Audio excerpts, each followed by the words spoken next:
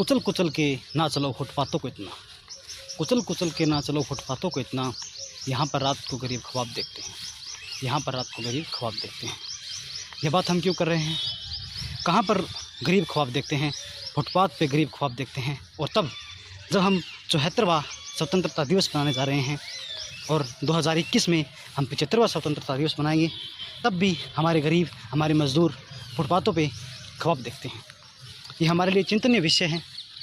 और इसके साथ ही आज जो भी योजनाएं, जो भी नीतियां चलेगी, उस पर महात्मा गांधी ने पूर्व में कहा था कि जो भी नीतियां और कानून आएंगे उनका एकदम नीचे के तबके के व्यक्ति पर कैसा प्रभाव पड़ेगा, वो हमें ध्यान में रखना चाहिए। तो आज हम जब देख रहे हैं कि निजीकरण और सरकारी जो व्यवस्था है उसमें जो बात हो रही है कि हम सरकारी व्यवस्था से निजीकरण की तरफ बढ़ रहे हैं, ये मुद्दा बहुत बड़ा है। हो सकता है मेरे विचार बिल्कुल सही न हो, परिपूर्ण न हो और कुछ मात्रा में सही हो, जैसा आपको लगे आप कमेंट कर सकते हैं। अब जब हम इस तरफ बढ़ रहे हैं कि हम सरकारी से निजी की तरफ जा रहे हैं, तो ऐसा कर ही क्यों रहे हैं? हमें देखने को मिल रहा है कि एक तो शिक्षा की व्यवस्था, जो स्कूल है, हॉस्पिटल्स है और अन्य जो व्यवस्थाएं हैं सरकारी तंत्र के द्वारा हमें सेवाएं दी जाती है।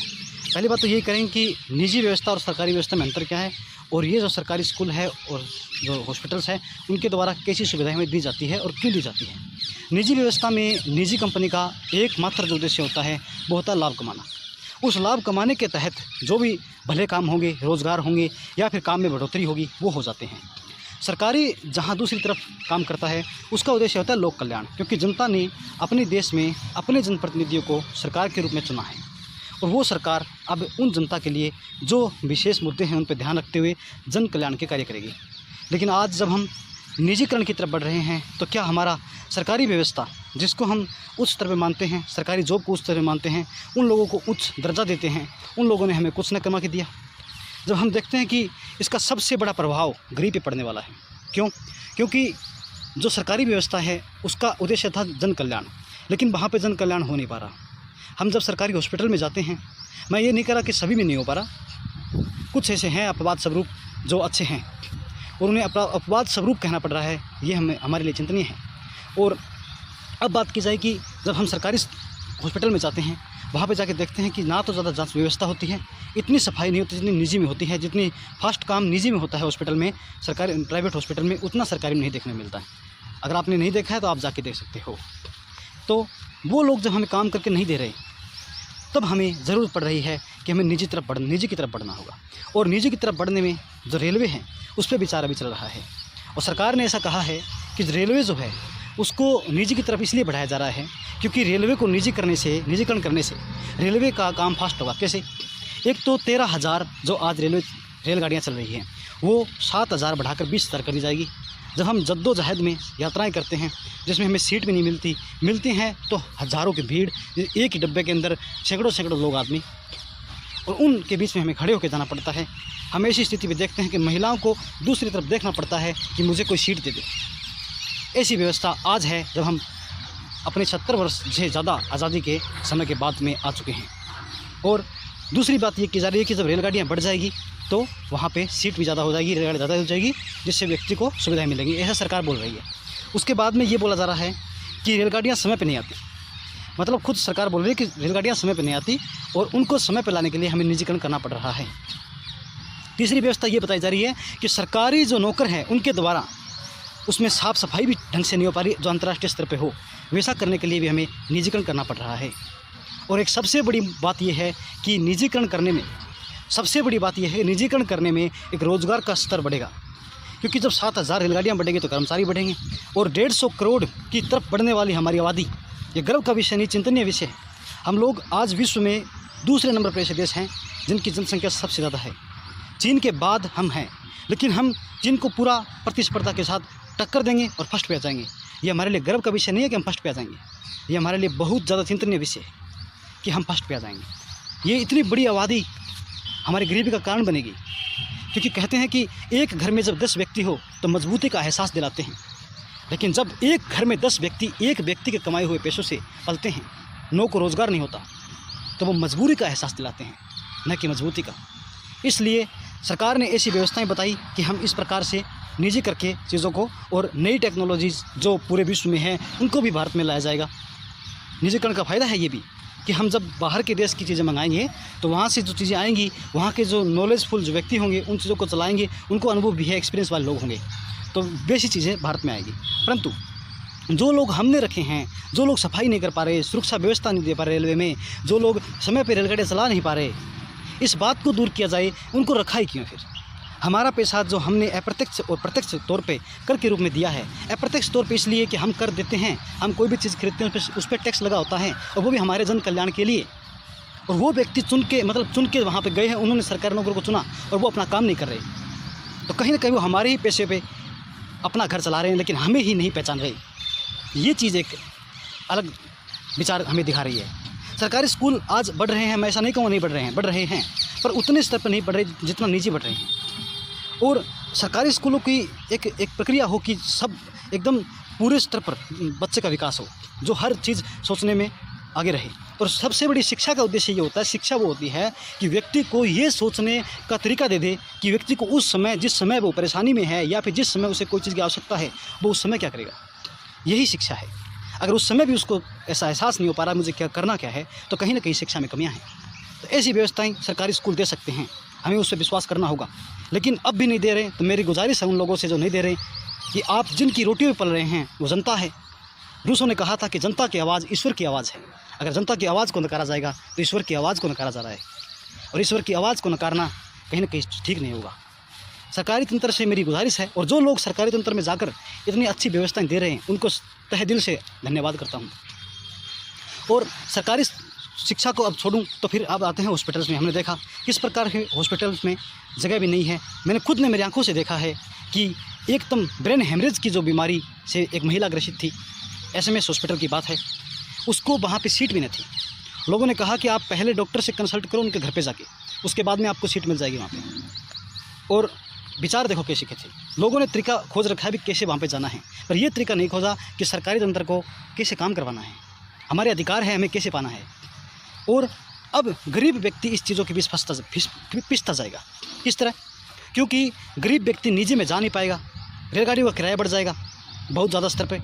गरीब व्यक्ति का जब किराए में, खाने में, स्वास्थ्य में इतने पैसे लग जाएंगे, क्योंकि निजी में और में तो पैसे लग जाएंगे, तो व्यक्ति फिर विकास कहाँ कर पाएगा, बच्चे को सही से पढ़ा कहाँ पाएगा, बच्चे को न्यूट्रिशन कहाँ से दे पाएगा, पोषण कहाँ से दे पाएगा, बादाम, काजू, ये चने के, सोयाबीन कैसे खिला पाएगा, वही सूखी रोटियाँ तोड़ पाएंगे। उसके बाद में कुपोषण जैसी चीज़ें होंगी, महिलाओं में एनीमिया जैसी प्रॉब्लम होगी। एनीमिया समस्या से आज महिलाएं खून की कमी से कितनी परेशान हैं। 50 से ज़्यादा % महिलाएँ ऐसी है जिनमें खून की कमियाँ हैं। हमारी माँ, हमारी बहनें, हमारी पड़ोसी, सब के अंदर खून की कमी हमें देखने को मिलती है। आपको भी पता है, आप हॉस्पिटल में जाते हैं कि औरत में कितना खून है। बच्चे के होने के समय में ये बात सामने आती है कि महिला में इतना ही ग्राम खून है। ये चीज़ें सब इसी चीज़ को बढ़ा देती है, जब चीज़ें निजीकरण या फिर ऐसी चीज़ों में लग जाती है जो हमें कम स्तर में मिल सकती हैं, कम पैसों में मिल सकती है। गरीब फिर अन्य जगह विकास करे, परंतु वो हमें मिल नहीं पा रहा। सरकारी तंत्र की ये विफलता हमें स्पष्ट बताई जा रही है कि सरकारी तंत्र न सुरक्षा दे पा रहा, न समय पर रेलगाड़ियाँ ला पा रहा है, न ही नई तकनीक अपना पा रहा है, और न ही उसमें सुरक्षा की व्यवस्था, सफाई की व्यवस्था कुछ भी नहीं दिखाई पड़ रही। ऐसा सरकार ने अपनी योजना में रखा कि हम निजी इसलिए कर रहे हैं। उन सरकारी तंत्र को भी हम कहना चाहेंगे कि आप करें, हमें आप पे विश्वास है। आप अभी 74 वर्ष की जो स्वतंत्रता दिवस मनाया जा रहा है, जब हम 2035-2050 तक जाएंगे तो ये लोग इसको बढ़ावा देंगे। क्योंकि जब आपको जिसके लिए बनाया गया, जिस मकान को बनाया गया जिसके लिए, अगर उनको नहीं मिल पा रहा है तो फिर वो मकान बनाया क्यों?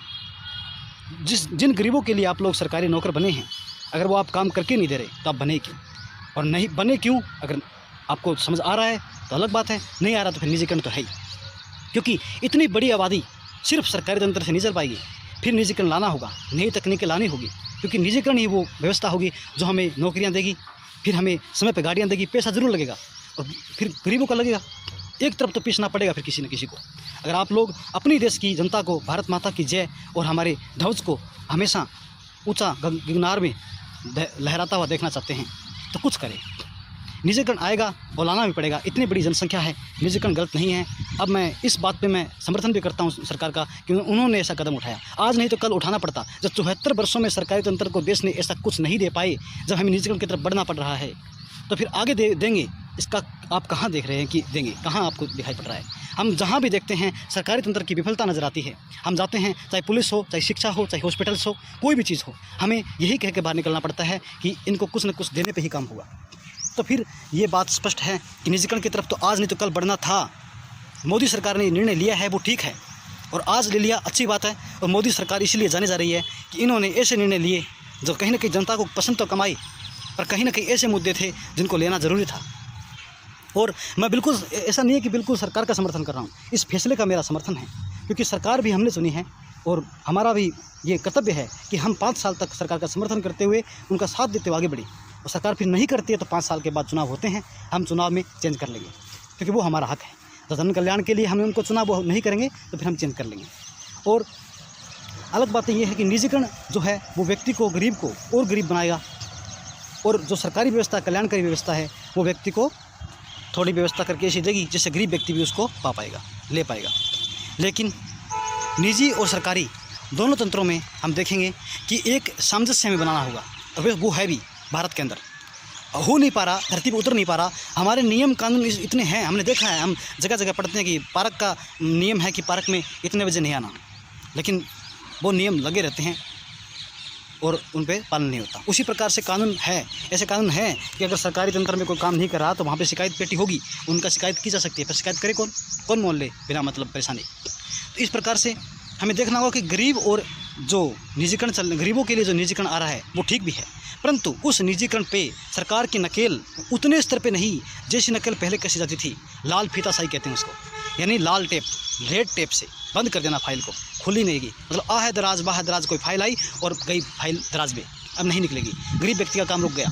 अब कोई फ़ोन आएगा एमएलए का, एमपी का, कलेक्टर का, एसडीएम का, कोई भाई एसआई है, सीआई है उनका, या बड़े टीचर के पद पे उनका, तो फिर आपका काम होगा, अन्यथा नहीं होगा।